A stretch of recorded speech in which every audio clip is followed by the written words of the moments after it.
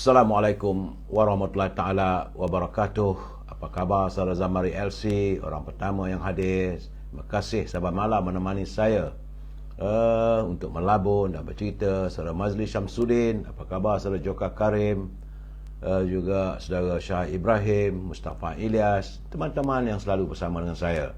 Puan Rosyari, Yuni, Puan Hasnah, Yamaun, Ahmad, Anan Niron, Rizal San, saudara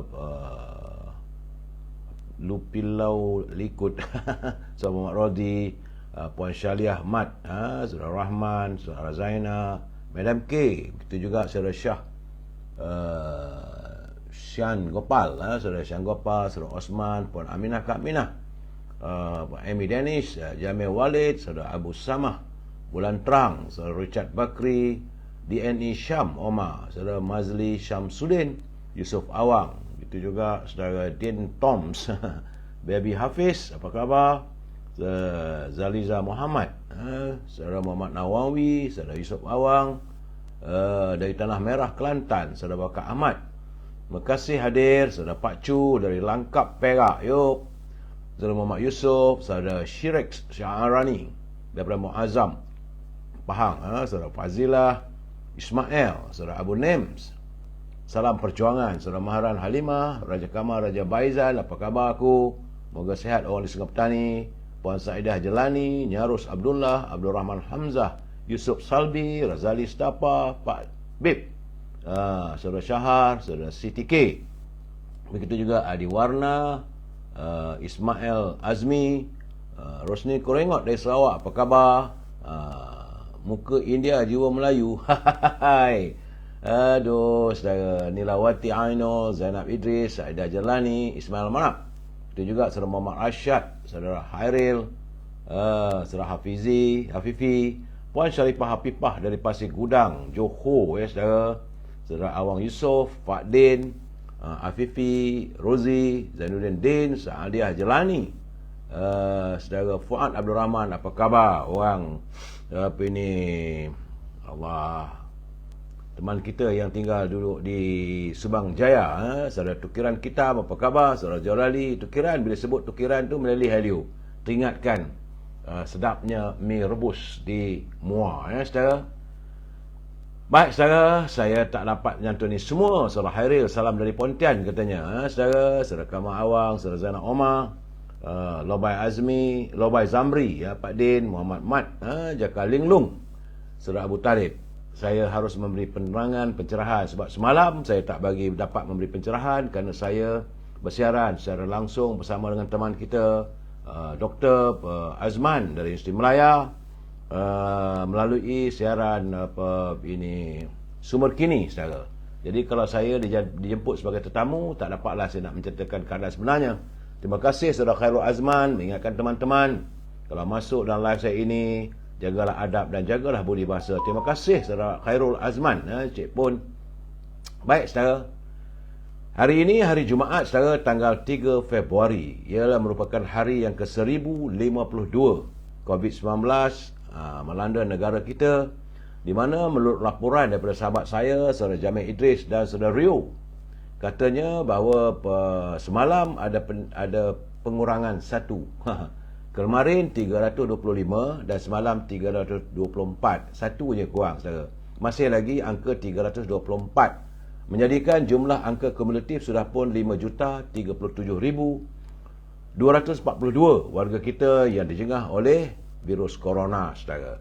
Dan dari laporan tersebut saya melihat terdapat 6 negeri meningkat, iaitu peningkatannya di 6 negeri sebut, sementara susut 8 negeri. Labuan alhamdulillah terus kekal, tetapi saya melihat Selangor lah yang agak menggusarkan saya, kerana tiba-tiba dah 3-4 hari elok dah 2 angka, tiba-tiba kemarin 87, tiba-tiba semalam jangkitan di Selangor mencanak naiknya kepada 137, saudara. Itu keadaannya.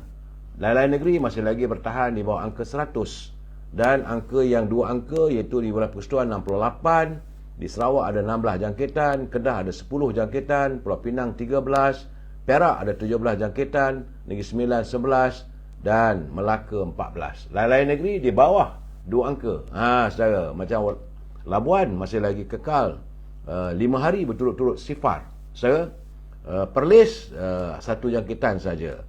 Itu juga di Putrajaya 5 jangkitan, di Pahang ada 5 jangkitan, Kelantan alhamdulillah susutnya tinggal 1 jangkitan saja. Berusahalah saudara untuk kita memutuskan jaringan COVID-19 ini. Nampak-nampak gayanya boleh, bukan tak boleh kita memutuskan, asalkan kita menjaga penjarakan sosial. Bila kita keluar menaiki kenderaan awam, maka pelitup muka saudara. Sebab besok saya yakin tentulah ada majlis kenduri-kendara.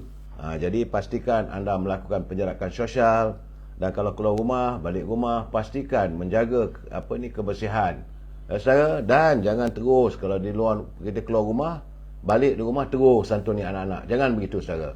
Bersihkan tangan kita ataupun dah mandi, barulah kita santuni anak-anak. Kerana anak kecil itu mudah jangkitannya saudara. Itu kedudukan yang saya dapat berikan berhubung dengan COVID-19. Dan saya juga ucapkan tahniah pada Dr. Zaliha Mustafa, masih bertungkus lumus bersama dengan Kementerian Kesihatan untuk memastikan memutuskan jarak jangkitan virus corona ini saudara.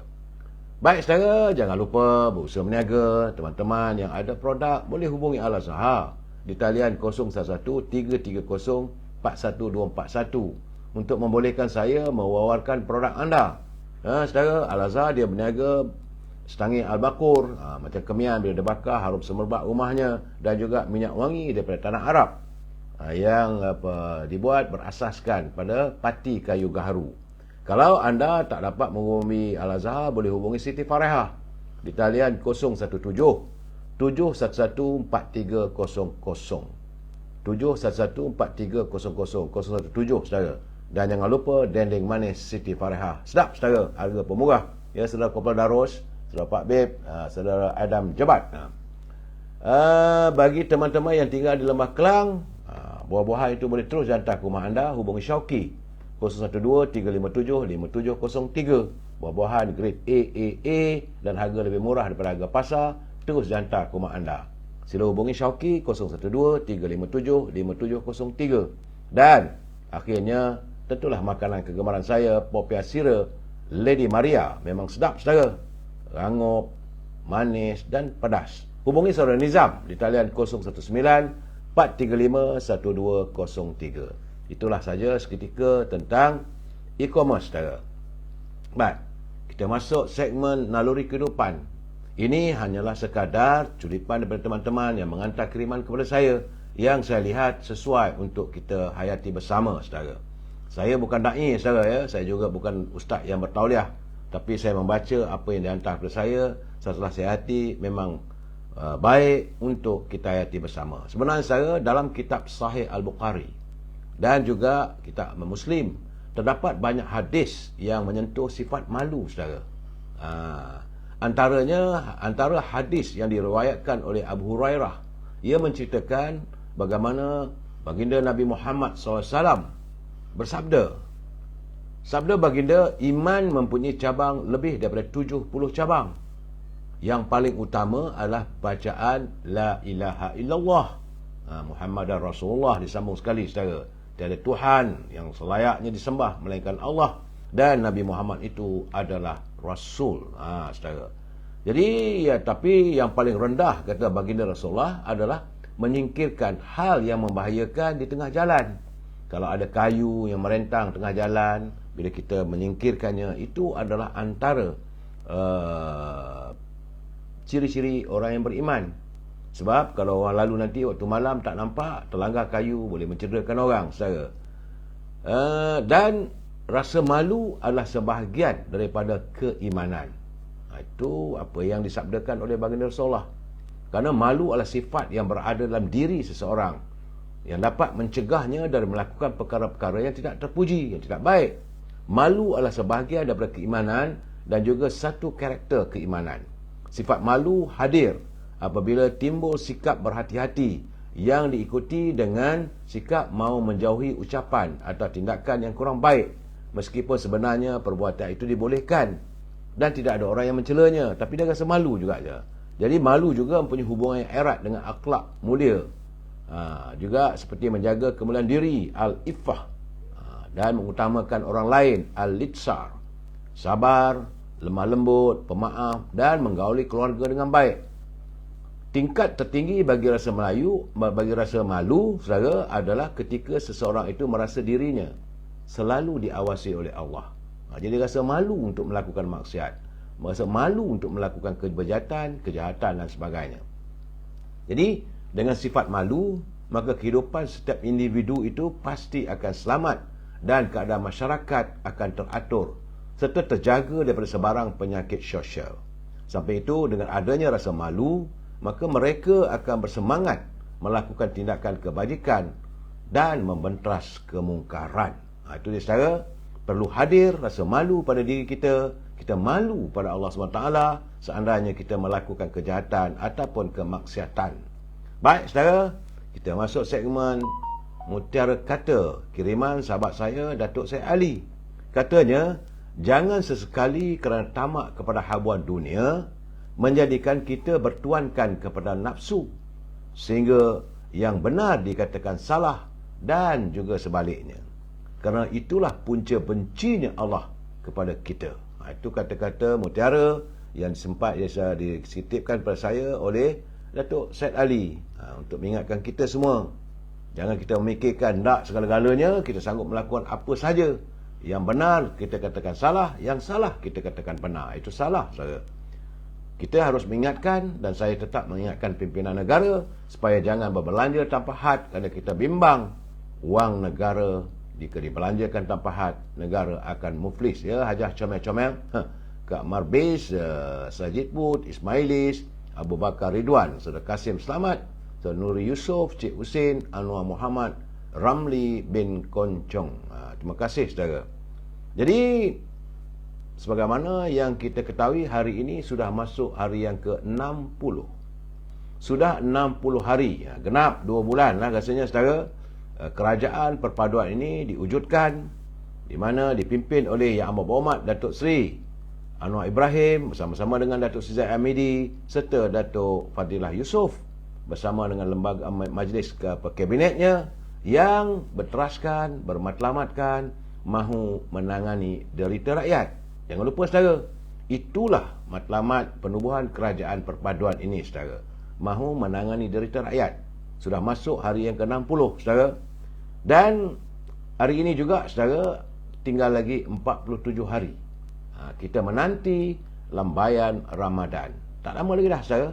Cuma kita berdoa pada Allah SWT agar dipanjangkan usia, diberi rezeki untuk kita sama-sama dapat meneguk nikmatnya lembayan Ramadan, saudara. Bicara kita malam ini, mudah bila wang dibekukan. Sabar dulu, saudara. Jangan saya terus bercerita begitu. Kita santun dulu pantun Pak Nazil yang tinggal di Perlis. Dia pun kata-kata semalam, kemarin waktu dia kirim pada saya, dia kata kadang-kadang takut juga ilham tak datang. Saya kata selagi anda berkarya, ilham pasti datang, Pak Nazil. Jangan risau. Tambah Pak Nazil, Bang Manah menunai umrah baru sekali ke luar negeri. Bersifat amanah, satu anugerah. Beruntung sekali yang mempunyai diri. Jadi kalau kita mempunyai sifat amanah, itu sebenarnya, saudara, adalah anugerah pada diri kita. Dan beruntunglah bagi orang yang sentiasa amanah, saudara. Itu peringatan Pak Nazil. Tambah Pak Nazil lagi, kaum nelayan memukat kembung, amat teruja, banyak hasilnya.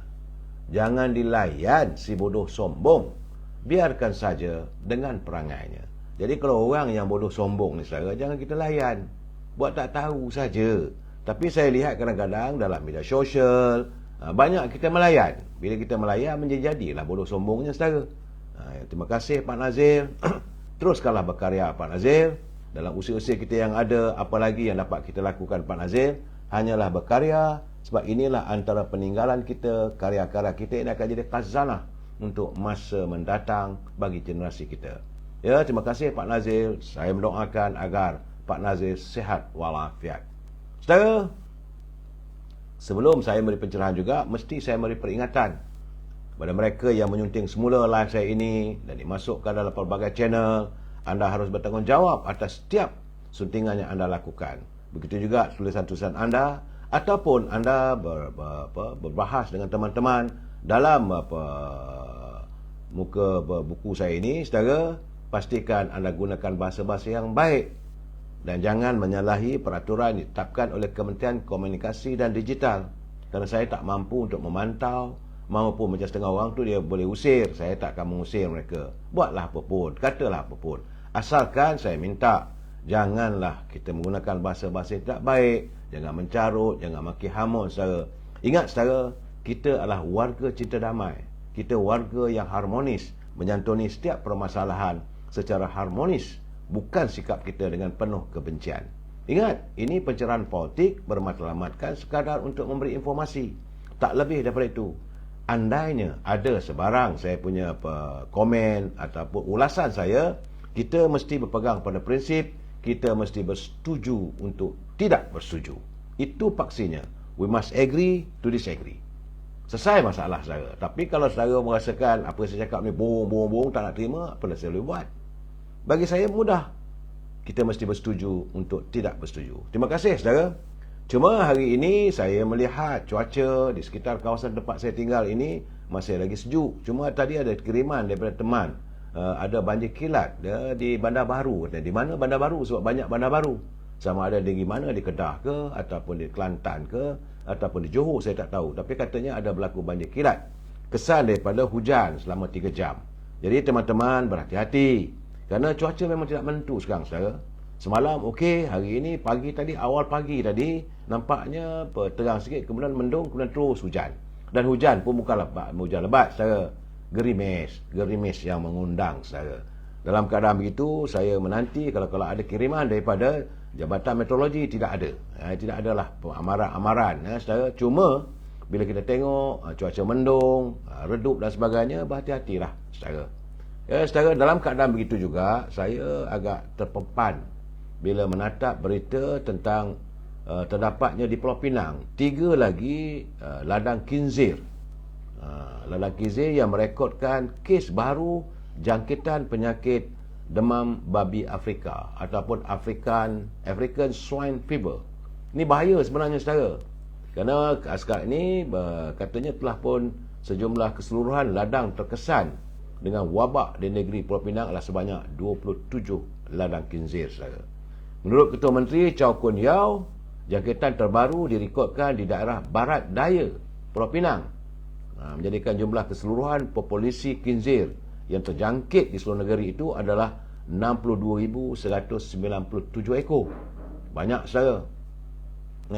Jadi jangkitan sebelum ini membabitkan 18 daerah di seberang Perai Selatan dan di seberang Perai Tengah, 4 di seberang Perai Utara, saudara. Sehingga tempoh yang sama, itu sejak 20 Februari kemarin, sebanyak 11,943 ekor khinzir yang dijangkiti oleh African Swine Fever ini yang berbahaya dan telah pun dilupuskan. Dan bangkai-bangkai khinzir tersebut hendaklah ditanam, dia tak boleh dibiarkan begitu kerana mudah berjangkit.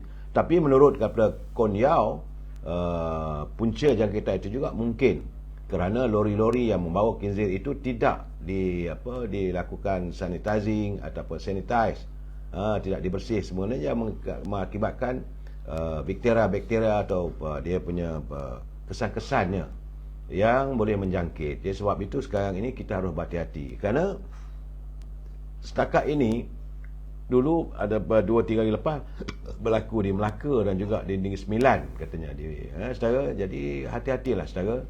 Kerana ini penyakit membahayakan diri kita, saudara. Kita juga boleh terjangkit dengan sesama khinzir Afrika ataupun African Swine Fever, saudara. Ini yang ditakuti kerana wabak ini mudah merebak, saudara. Cerita pasal khinzir malahnya, dia boleh berjangkit pada manusia. Ya, betul, saudara. Saudara Puan Delmira Bet, dia kata boleh berjangkit pada manusia. Tapi bukanlah macam COVID-19, tidak. Tapi mereka yang makan daging itu tentulah warga kita dari keturunan Tionghoa ataupun Cina. Tapi bila dia terjangkit, boleh merebak pada manusia. Ini bahayanya itu penyakit African Swine Fever ini, saudara. Baik, saudara, tak saya bercakap lagi pada saya cuma memberi peringatan Teman-teman di Pulau Pinang, berhati-hati, saudara. Dan sebab itu saya kata, pastikan selalu menggunakan pelitup muka dan bila balik rumah, bersihkan diri, saudara.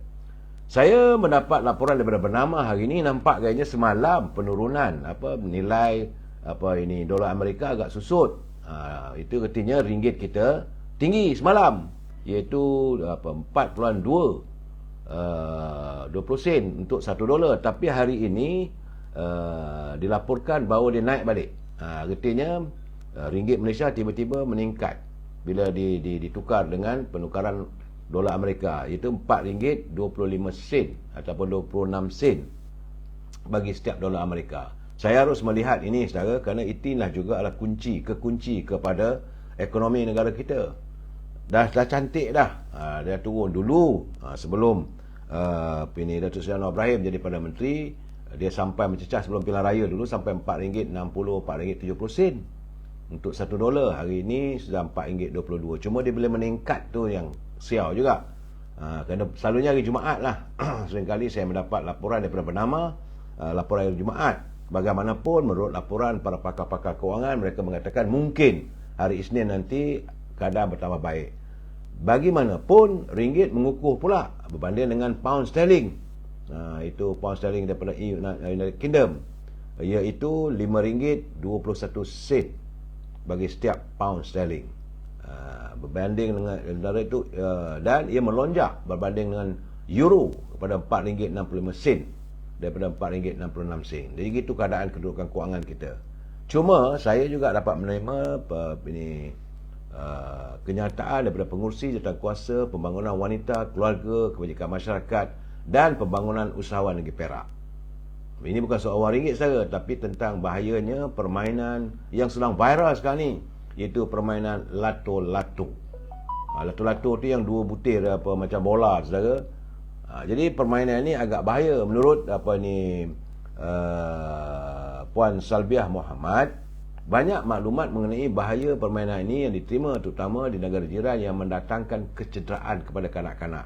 Jadi berhati-hati, saudara. Kadang-kadang kita nak mengembirakan anak kita beli permainan ini.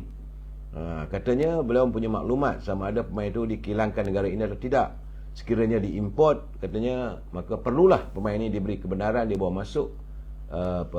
Kalau boleh dia kata janganlah diberi kebenaran. Perlunya dipantau. Kerana alat ini, permainan lato-lato ini boleh mencederakan anak-anak. Ya, bila dia salah rapat dengan muka, boleh kena muka, boleh kena mata. Jadi ibu bapa harus berhati-hati untuk mengelakkan anak-anak kita dari kecederaan dalam permainan lato-lato. Zaman saya kecil-kecil dulu tak ada semua tu, saya. Zaman saya kecil-kecil dulu kita main leletup, bukan lato-lato. Terima kasih saudara Mitra Taji. Baik, saudara, macam mana saya katakan, kita dah masuk 60 hari wujudnya kerajaan perpaduan yang menangani rakyat, dan ini sudah masuk bulan Februari. Cuma bulan lepas saya dah menyatakan bulan ini agak pelik, saudara. Kita dia terjadi setiap 823 tahun sekali bulan Februari ini, saudara, kerana adanya dalam 4 minggu ini 4 hari Isnin, 4 hari Selasa, 4 hari Rabu, 4 hari Khamis, 4 hari Jumaat dan 4 hari Sabtu. Agak pelik. Tapi ini yang terjadi sekarang ni. Jadi cuma saya ingin berpesan supaya kita lebih berhati-hati. Jangan percaya, saudara, sebab saya kadang-kadang menggabungkan antara ilmu numerologi, ilmu angka-angka masyarakat Cina. Masyarakat Cina kalau sebut 4 ni dia cukup takut, itu kematian. Jadi berhati-hati, saudara. Jangan percaya. Sebab kita percaya pada qadar dan qadar Allah SWT. Bagaimanapun sifir-sifir yang ikut perkiraan warga masyarakat Cina ni perlu juga dikira, saudara. Sebab adanya 4 minggu ni, 4 hari Isnin, 4 hari Selasa, 4 hari Rabu, 4 hari Khamis, 4 hari Jumaat dan 4 hari Sabtu. Semuanya 4, saudara. 4 kalau Cina dia cukup takut. Tambah lagi tahun ini tahun Arnab. Ia tahun yang di mana warga masyarakat Tionghoa mereka akan berjimat cermat. Saudara. Dan ini cuma berlaku 823 tahun sekali. Itu perkiraannya, saudara. Bagaimanapun, saya berterima kasih kepada Datuk Ahmad Maslan selaku Timbalan Menteri Kewangan. Beliau menyatakan bahawa Kerajaan Persekutuan menerusi syarikat-syarikat berkaitan kerajaan di bawah Kementerian Kewangan sedang mencari tanah-tanah terbiar di negeri ini untuk disewa atau dipajak bagi mewujudkan projek pertanian moden. Ini keprihatinan pimpinan. Ini saya nak bagi tahu saudara sebab kita harus berhati-hati dengan food security ataupun jaminan kecukupan bahan makanan. Kita khawatir saudara sebab dunia masih tak menentu lagi. Dalam keadaan sekarang ni, tahun-tahun ini bukan tahun-tahun yang baik. Tahun-tahun yang mendatang ini penuh dengan dugaan dan cabaran. Malahan ekonomi kita pun begitu tenat kerana apa yang diwarisi oleh Datuk Seri Anwar Ibrahim adalah hutang sejumlah 1.3 ke 1.5 triliun. Negara berhutang, takkan nak pinjam lagi. Kemudian Bank Dunia mengatakan bahawa negara kita harus mencari kaedah baru bagaimana untuk menambahkan pendapatan negara. Kena ingat saudara, pendapatan negara datang daripada cukai. Negara tidak belanja, tidak berniaga. Mana ada kerajaan berniaga? Melainkan melalui GST dan sebagainya. Jadi sebab itu saranan daripada Datuk Seri Ahmad Maslan bahawa diusahakan untuk mana kawasan-kawasan tanah terbiar ini diusahakan. Jadi bolehlah anak-anak muda juga turut bersama dalam kegiatan pertanian ini saudara. Sebab keadaan sekarang ni memang saya cakap terus-terang saudara, bukanlah suasana yang begitu tenang dalam sektor ekonomi. Dan tadi pun sewaktu Datuk Seri Anwar Ibrahim pergi bersembayang di Port Dickson, ya saudara, beliau ada menjelaskan pada wartawan bahawa kemungkinan dalam bajet akan datang gaji wakil rakyat pun akan dipotong. Berapa jumlahnya kita tunggulah ujung bulan ni. Dalam bajet itu besar kemungkinan gaji menteri dipotong, gaji wakil rakyat dipotong. Artinya dalam keadaan yang ketidakcukupan jumlahnya. Saudara, jangan sampai tak dapat bayar gaji kakitan kerajaan, itu berat. Itu keadaan saudara, ekonomi kita biasanya bila dengar kenyataan itu, ish tu yang seram tu saudara. Jadi saudara harus berjimat cermat, berusaha dan sebagainya. Tetapi saya dalam keadaan begini, kesannya jenayah masih berlalutan. Sebagaimana saya terima satu kiriman daripada saudara Muhammad Saleh.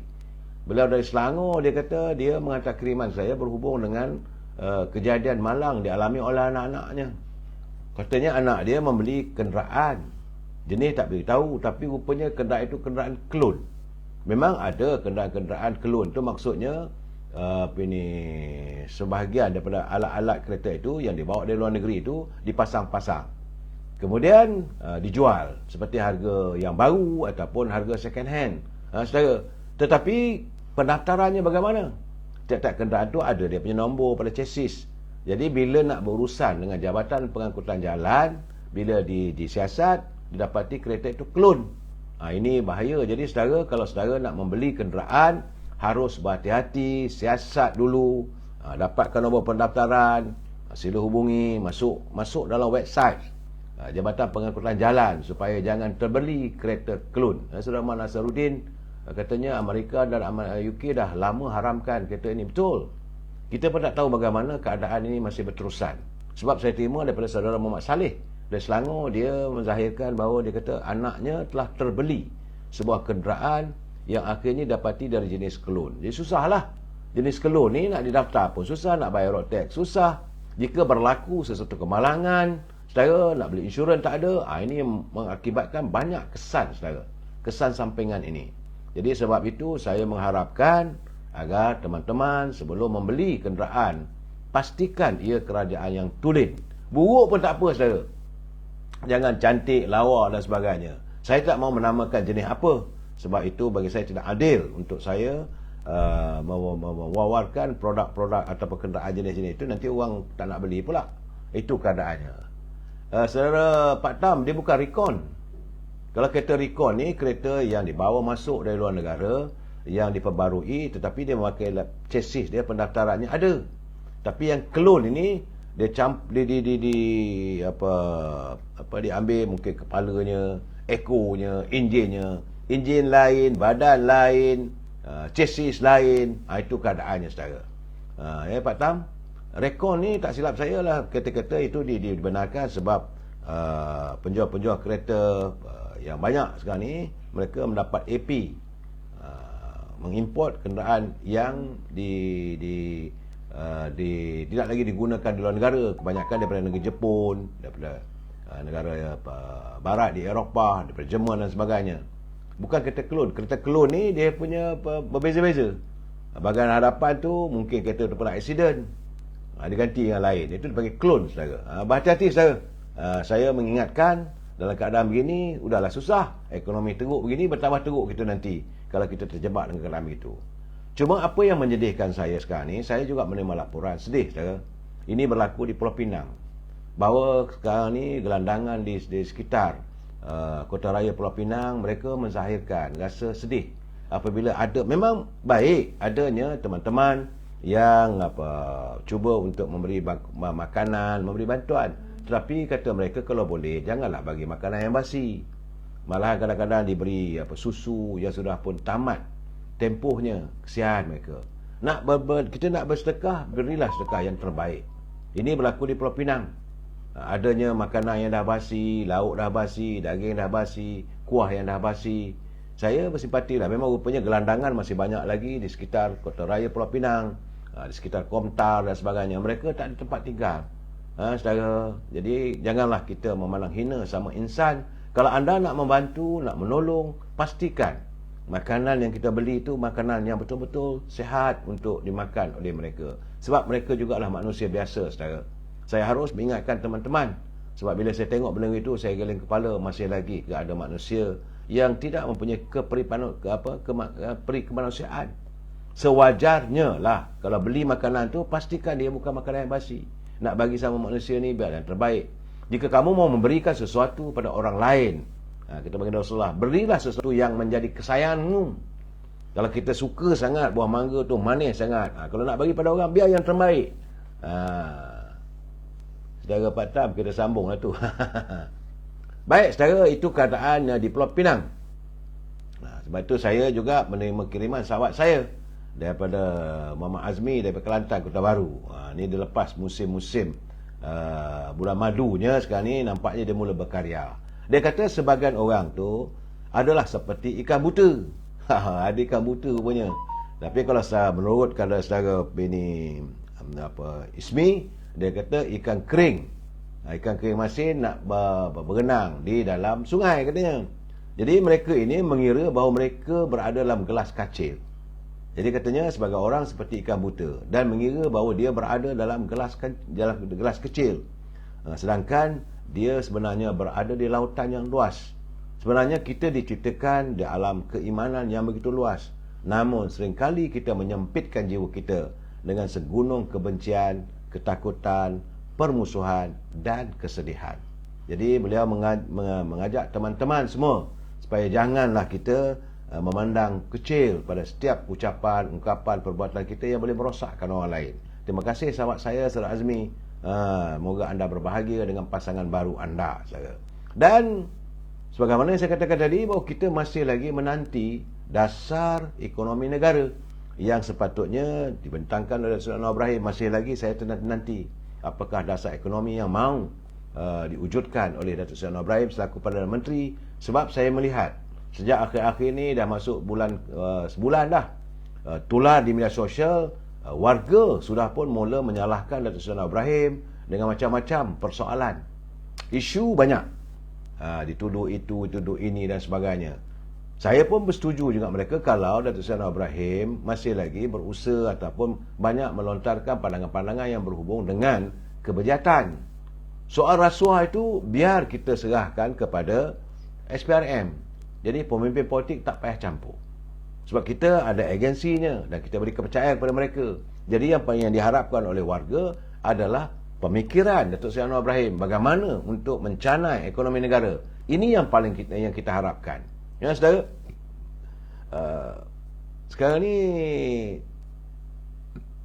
saya terima banyak juga kemungkinan dia kata tentang projek-projek 2 tahun dah tak ada sejak PKP dan sebagainya. Memang syarikat-syarikat milik Bumiputera sekarang ni nyawa-nyawa ikan. Sebab itulah mereka mohon agar kumpulan wang simpanan pekerja dapat menimbangkan supaya mereka yang punya simpanan lebih 100 ke 200 ribu diizinkan untuk mengeluarkan wang mereka. Itu saja, saudara. Sebab kadang-kadang semakin menyempitkan. Harga barang masih lagi belum, walaupun adanya juadah rahmah yang dicuba diwujudkan oleh Kementerian Perdagangan Dalam Negeri, ya, dan Kawalan Harga Datuk Seri Ayub dengan kerjasama dengan syarikat Maidin apa semua yang kita dengar laporannya semalam kemarin. Tetapi saya tak nampak walaupun ada 15,000 pharmacist yang menjualkan harga makanan sekitar RM5. Tetapi ia tidak akan menghentikan kartel-kartel ini untuk memperdagangkan barang-barang makanan dengan harga yang mahal. Sebab itu kehidupan rakyat masih tertekan. Jadi teman-teman di Kumpulan Wan Simpanan Pekerja, fikirkanlah. Kalau benar mereka punya simpanan begitu, berilah. Ini pengeluaran bersasar, bukan secara pukul rata semua, saudara. Sebab saya nampak tadi ada penjelasan daripada Kumpulan Wan Simpanan Pekerja. Dia mengatakan ini syarat-syarat pengeluaran dibolehkan. Antaranya untuk pengajian anak-anak, untuk mengerjakan ibadat haji dan sebagainya. Ini bukan soal itu, saudara. Yang diharapkan oleh penyimpan-penyimpan adalah wang mereka yang masih lagi berada dalam simpanan, tetapi jumlahnya banyak, untuk mereka dapat dikeluarkan sedikit untuk membolehkan mereka meneruskan kehidupan.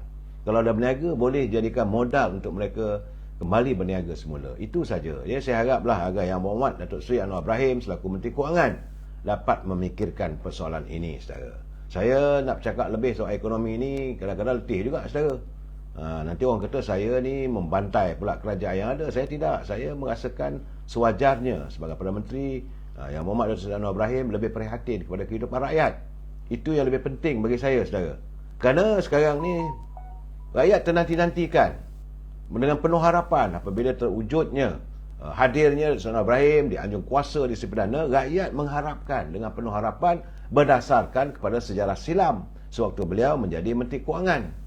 Tetapi saya nak ingatkan juga Datuk Seri Anwar Ibrahim, kalau anda selalu banyak bercakap soal menangani korupsi, saya bimbang satu saja, saudara. Apakah kaki tangan kerajaan akan bersetuju? Sebab ini mereka yang berada di anjung kuasa juga kadang-kadang mereka juga terlibat dalam kegiatan yang sedemikian. Bagaimana saya dapat laporan apa berlaku tanah pasir di Pasir Panjang, di Pantai Remis. Bila syarikat mengeluarkan pasir, ada masalah isu tanah. Jadi tidak dapat nafikan adanya unsur-unsur korupsi. Jadi kalau begitu, apakah mereka akan bersetuju dengan usaha jerih lah Datuk Seri Anwar Ibrahim dan pimpinannya untuk melakukan islah dalam kepimpinan kaki tangan kerajaan? Saya tidak mau menuduh, tapi maaf cakaplah, saudara, kebejahatan ini dah menjalar. Budaya korupsi sudah menyerap, boleh dikatakan, daripada peringkat bawah sampai ke atas. Bukan hanya di kalangan orang politik. Silapnya disebabkan orang politik memulakan. Mereka yang punya kuasa dilihat sanggup menggadai prinsip mereka untuk terjebak dalam korupsi. Jadi orang bawahan melihat kalau dia ambil lebih, tak aku tak boleh. Itulah yang dijadikan menjadi masalah pada negara kita hari ini. Jadi bila sekali dah buat kesedapan, maksiat, kejahatan, kebejahatan itu, saudara, ingat, sekali dibuat barulah datang kesedapan. Bila dah ada kesedapan dah jadi budaya kehidupan. Ini di mana-mana pun, saudara. Bukan saja di negara kita, di seluruh dunia pun, saudara. Tapi bila kita kena belajar daripada Pak Jokowi bagaimana beliau membendung korupsi di negara tersebut. Kalau negara China, dia hukumannya mudah. Kalau terdapat korupsi, terus hukum mati. Sebab inilah korupsi ini. Tapi bagaimana? Apakah kaki tangan kerajaan yang pada kedudukan yang tinggi? Ini bukan kaki tangan peringkat bawahan, bukan N18, bukan M17, tapi yang level-level yang tinggi-tinggi juga. Juga perlu juga didakwahkan. Sebab saya khawatir nanti akhirnya mereka melakukan sabotaj pada kerajaan pimpinan Datuk Seri Anwar Ibrahim. Ini keadaan yang saya lihat dalam keadaan negara yang begitu berada dalam kemelut yang bukan baik dalam keadaan sekarang ni, saudara.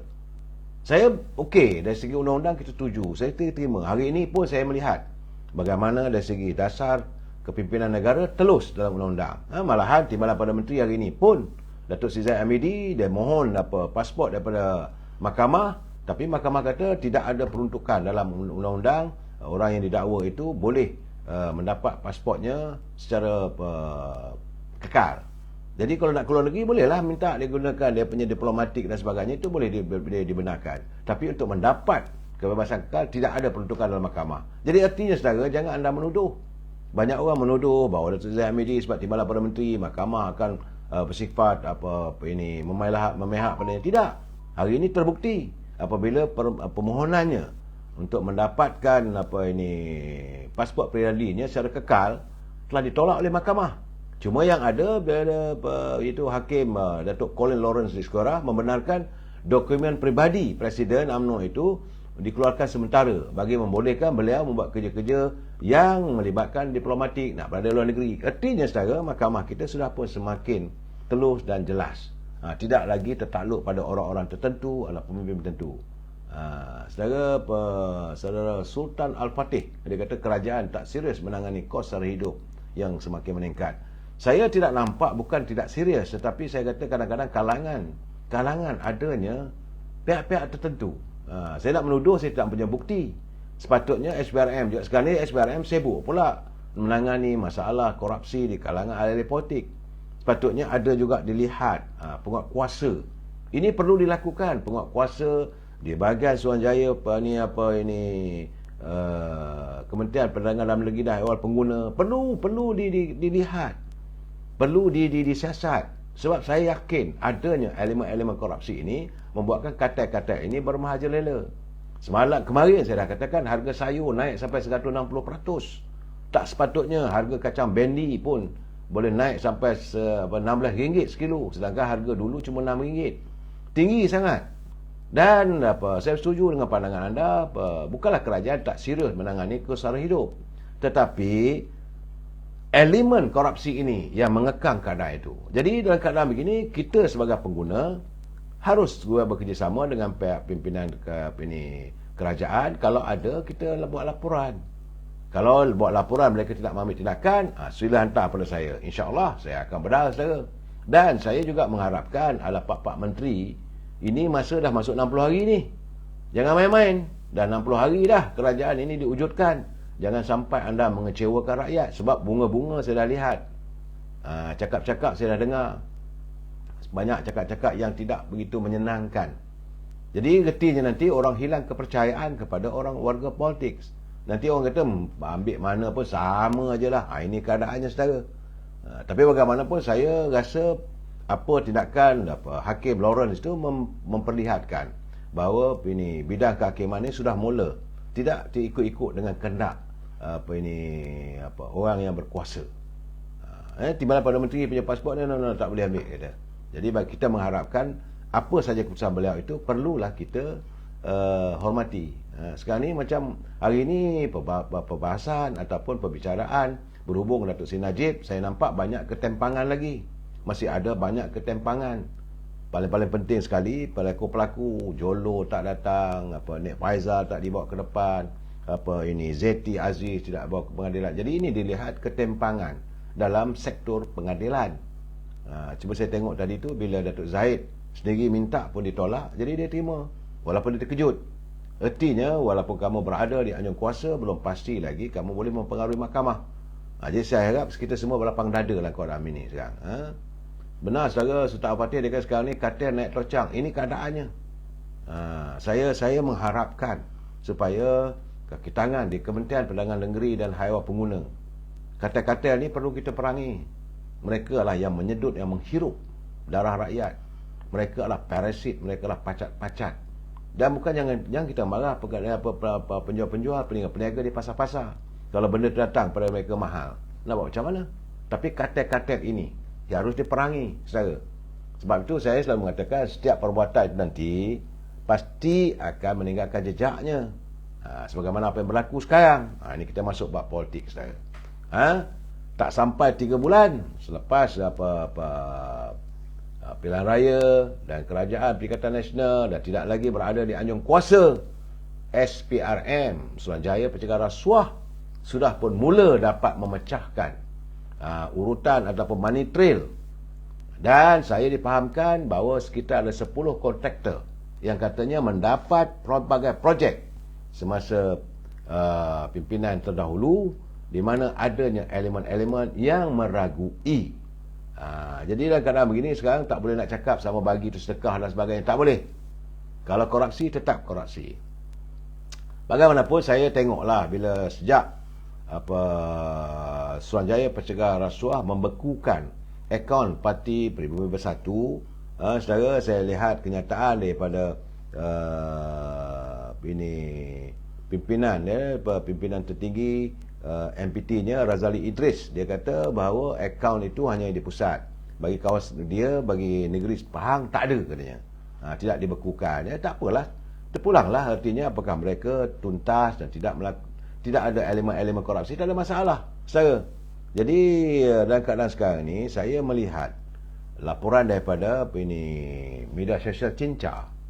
Dia menulis, saya pun terkejut kerana beberapa pemimpin kanan daripada Parti Pribumi Bersatu telah pun dipanggil oleh Suruhanjaya Pencegah Rasuah untuk diambil keterangan bagi membantu siasatan berhubung pembekuan 2 akaun milik parti tersebut. Ini kata media Cinca pada tarikh semalam lah, 2 bulan, saudara. Jadi sumber dalaman daripada MPT-nya, paling baru pemimpin parti itu dipanggil adalah kemarin. Sepatutnya ada mesyuarat biru semalam sepatutnya, tapi ditangguhkan kerana ada pimpinan dalam Parti Bersatu sudah pun dipanggil oleh Suruhanjaya Pencegah Rasuah. Kita katakan jangan ada penganiayaan, siasat-siasatlah teruskan. Ya, sekarang sebab itu saya agak bersetuju dengan pandangan Datuk Seri Anwar Ibrahim apabila pimpinan Bersatu tuduh macam-macam, sebab dia kata pemimpin Parti Pribumi Bersatu seharusnya mestilah memberi penjelasan kepada Suruhanjaya Pencegah Rasuah mengenai kedudukan kewangan parti itu yang dikatakan mempunyai lebih 300 juta dalam akaun parti dalam masa singkat. Demikian kenyataan daripada Datuk Seri Anwar Ibrahim. Dia tidak mahu mempengaruhi SPRM, tetapi dia kata ini jelas. Cuma saya tadi terfikir, sekarang ni orang tak main ribu-ribu dah sekarang. Orang tak main ratus-ratus ribu. Benar pun macam parti PBM ni, Parti Pribumi Bersatu ni, dalam tempoh 6 tahun boleh ada, kalau ada derma sampai 300 juta tu, kita pun heran. UMNO terkial saudara sekarang.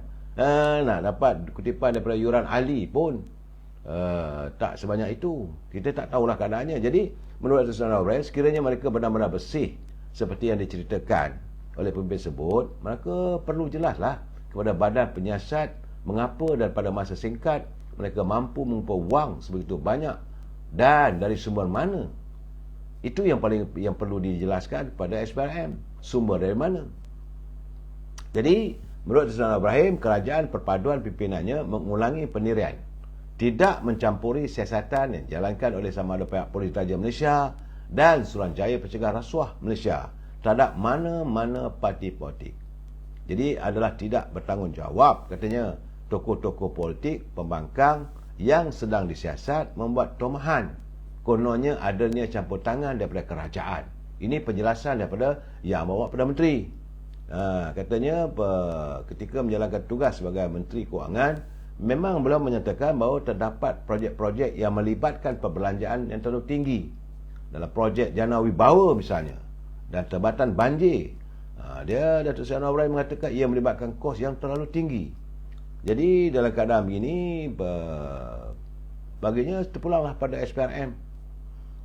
Jadi saya tengok juga dalam rakan dalam Perikatan Nasional, itu daripada pimpinan PAS, dia kata pembekuan beberapa akaun milik Parti Pribumi Bersatu Malaysia oleh Suruhanjaya Pencegah Rasuah Malaysia tidak menjejaskan PAS sebagai rakan gabungan parti itu. Tak ada masalah lah, cuma jangan bising, itu saja. Jangan kita pertikaikan. Sebab saya nak bagi tahu, UMNO juga dulu dia punya akaun partinya juga telah dibekukan agak lama. Jadi apabila semalam saya tengok dalam tular dalam media sosial, Presiden PBM Tan Sri Muhyiddin mengatakan janganlah dibekukan sebab nak bayar gaji dan sebagainya. UMNO juga mengalami yang sama.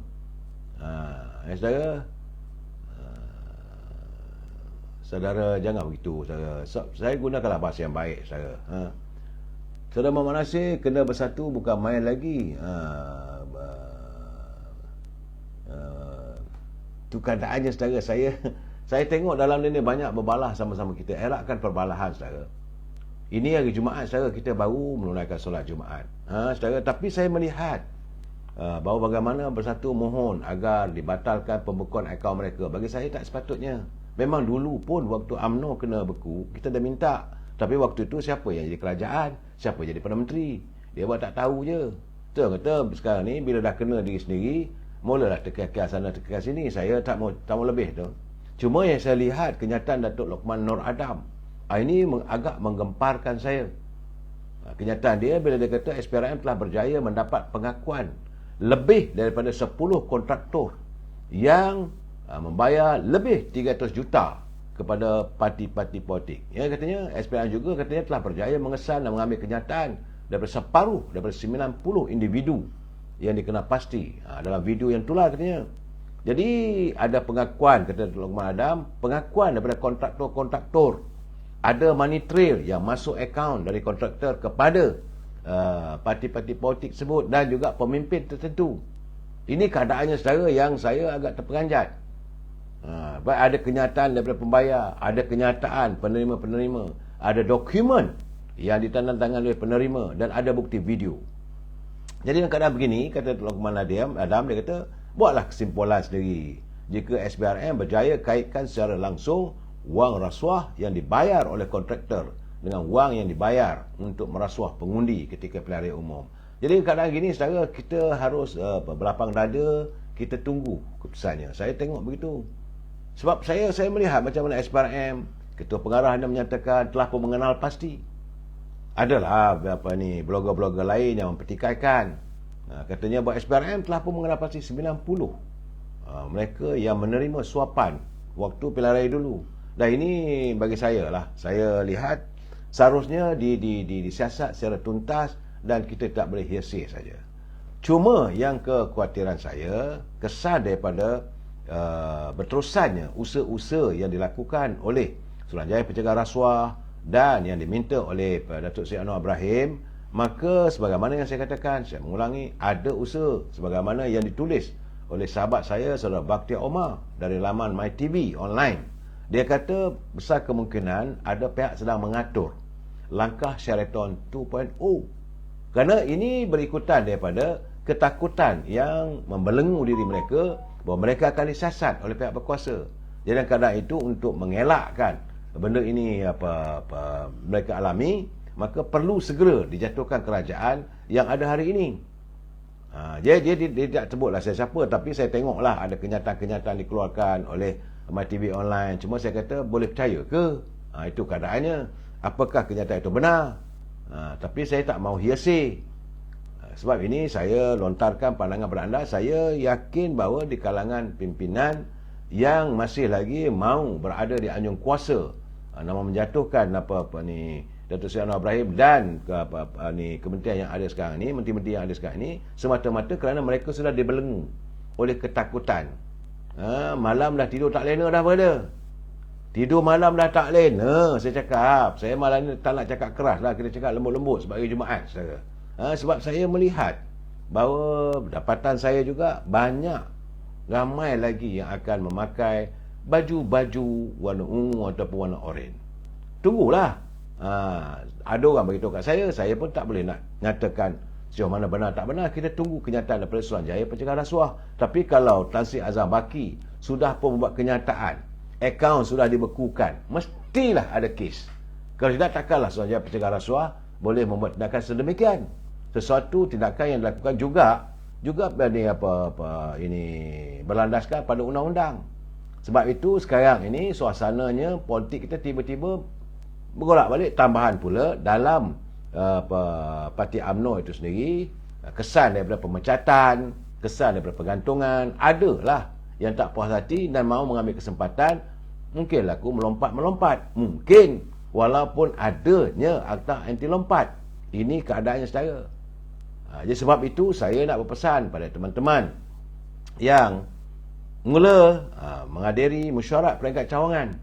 Saya juga mendapat tahu kali ini, saya dipahamkan, ini khususnya UMNO, ramai ketua-ketua bahagian dan ketua-ketua sayap, sama ada pemuda, puteri, wanita, yang bakal dicabar oleh pimpinan akar umbi kerana mereka benci kepada ketua-ketua bahagian yang menggelapkan peruntukan sewaktu pilihan raya umum yang ke-15 dahulu. Ada ketua-ketua bahagian katanya tidak menyalurkan sepenuhnya peruntukan yang diperolehi untuk warga atau jentera parti. Malah ada punya peruntukan tersebut disimpan untuk digunakan musim pertandingan kali ini. Dan saya nak menjelaskan kepada anda, Tan Sri Shari Samad selaku pengurusi pemilihan parti kali ini telah pun mengingatkan bahawa beliau telah pun menyediakan ramai pemerhati-pemerhati yang akan bertindak jika mereka menyalahi peraturan-peraturan parti. Saya nak bagi tahu tuan-tuan, antaranya apabila Setiausaha Agung Veteran UMNO Malaysia Datuk Mustafa Yaakob dilantik sebagai Setiausaha, dan Veteran UMNO kali ini akan menyelaras, mereka akan menyelia, jadi mereka tak boleh lepas tentang politik wang ini. Mana-mana, sebab itu dia kata mana-mana ketua bahagian sebelum pemilihan diadakan, sebelum pengundian diadakan, tak boleh berucap secara perasmian, berkelompok, tak boleh. Kita nak supaya kali ini diadakan pemilihan sebersih mungkin. Nak mengelakkan tidak ada lagi elemen politik wang, tak mau lagi UMNO dilihat jelek lah saudara. Cukup-cukup lah. Pembersihan sedang dilakukan. Sebab itu saya tengok memang ramai juga teman-teman yang mula menawarkan diri untuk bertanding pelbagai jawatan. Artinya UMNO masih ada lagi harapan, masih ada lagi keyakinan pada warganya. Sebab tu orang nak kata apa pun katalah.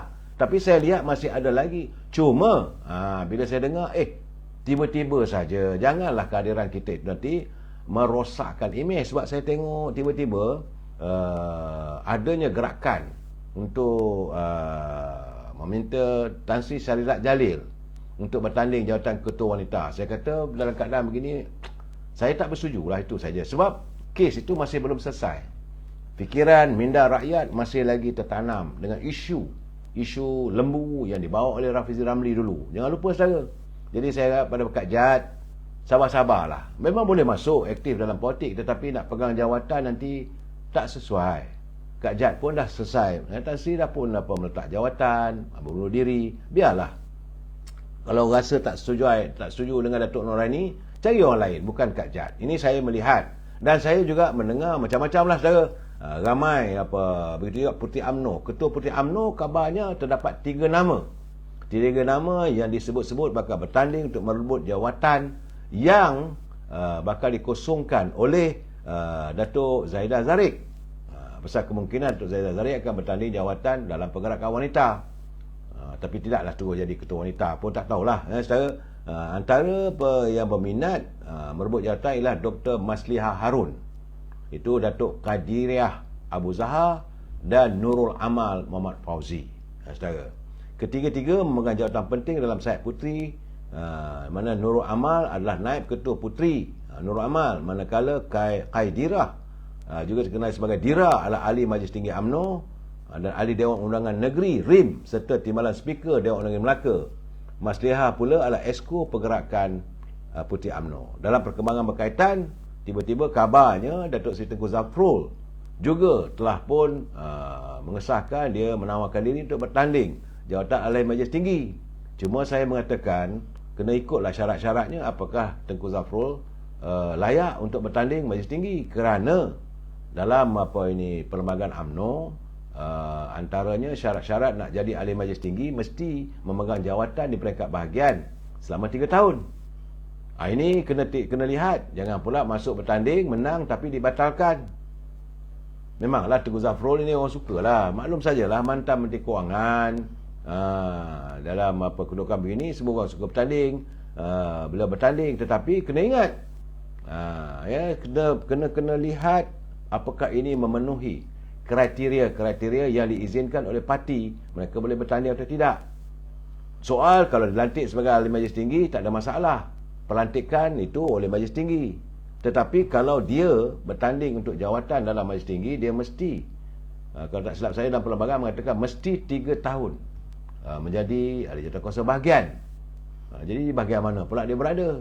Kabarnya sekejap ahli jawatan bahagian di Kuala Selangor, kata di Shah Alam dan di pelbagai tempat. Begitu juga saya tengok apabila saya nampak ada kenyataan Ketua Perangan Saudara Hisham Jalil kabarnya menawarkan diri juga bertanding ketua pemuda. Saya kata kenapa hati tu? Apakah beliau ada memegang jawatan sebagai jawatankuasa UMNO bahagian? Ini UMNO ni ada perlembagaannya saudara. Malahan sekarang ini bila kita bercakap soal-soal parti, saya nak jelas pada anda, pada teman-teman, besok dah memang pasti akan ada cawangan-cawangan bersidang. Kali ini daripada cawangan lah yang akan menamakan pucuk pimpinan parti, sama ada peringkat bahagian maupun majlis tinggi maupun untuk jawatan naik presiden. Ramai ni saudara yang akan bertanding naik presiden ni. Saya dipahamkan kemarin tu saya dah bagi tahu, untuk 3 jawatan ini saya nampak, bagi saya lah secara peribadinya, saya lihat yang lebih berpeluang sebab yang akan bertanding Datuk Khalid Nordin, Zamri Kadir, Datuk Azalina Osman, Datuk Johari Abdul Ghani, Datuk Ashraf Wajidi, Datuk Hasni Muhammad, Mantan Menteri Besar, Bong Mokhtar, Datuk Sri Ismail Sabri dan Datuk Mahathir Khalid. Tapi saya lihat, terus terang saya katakan, dapatan saya berjumpa bertanyakan kawan apa semua, yang lebih menyerlah Datuk Azalina Osman, Datuk Johari Abdul Ghani, Ketua Pengurusi Perhubungan UMNO Wilayah Persekutuan, dan juga Datuk Muhammad Khalid Nordin. Itu yang saya dapat. Sejauh mana dia benar-benar mendapat keyakinan untuk menang. Sebab kali ini saudara, dia serentak. Dalam tempoh 2 bulan ini, tak ada can lagi lah nak turun ke bahagian-bahagian semua. Tak boleh dah. Cawangan menamakan 10 nama yang ada disebut tadi, dan bahagian akan memutuskan dan akan dipantau oleh Jawatankuasa Pemilih. Pada teman-teman semua, selamat menawarkan diri dan selamat menjalankan amanah anda sebagai warga UMNO. Kita jumpa lagi malam esok. Wabillahi taufiq wa hidayah. Assalamualaikum warahmatullahi taala wabarakatuh. Selamat malam.